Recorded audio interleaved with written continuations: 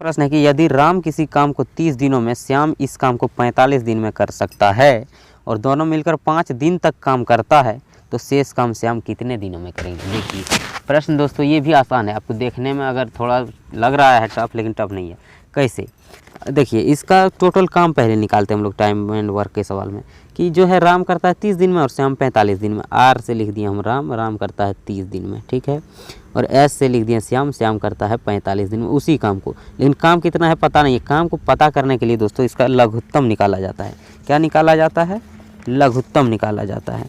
तो लघुत्तम निकालिए, इसका कितना होगा? 30 और 45 का एलसीएम हो जाएगा दोस्तों 90, ठीक है। यानी दोस्तों 90 को काम है। अगर कुर्सी ही बनाने का काम है तो 90 कुर्सी बनाना है, यही समझ लीजिए।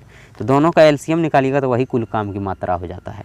लीजिए मान लीजिए राम जो है 30 दिन में 90 कुर्सी बनाता है, तो एक दिन में कितना बनाता होगा? 30 से भाग दीजिए 90 में, 30 तिया 90, एक दिन में 3 काम करता है राम। बात समझ गए? लीजिए अब श्याम 45 दिन में 90 काम कर रहा है। श्याम 45 दिन में 90 काम कर रहा है, तो एक दिन में कितना करता होगा? 45 से 90 में भाग दें, 45 दूनी 90, 2 रोज़ कुर्सी बनाता है, तब 45 दिन में 90 कुर्सी बनाता है श्याम। बात को समझ गए? तो दोस्तों राम एक दिन में 3 काम करता है और श्याम एक दिन में 2 काम करता है, ठीक है। तो कहता क्या 5 दिन तक लगातार काम किया दोनों साथ रहकर, यानी एक दिन में कितना करता है? 3 और 2 कितना हो गया? 5 काम एक दिन में करता है और 5 दिन तक दोनों साथ में काम किया। 5 से गुना करिए, 5 है 25, यानी 25 काम हो गया है दोस्तों। 90 काम में से 25 काम हो गया है। बचा कितना? 90 में से 25 माइनस कर लीजिए।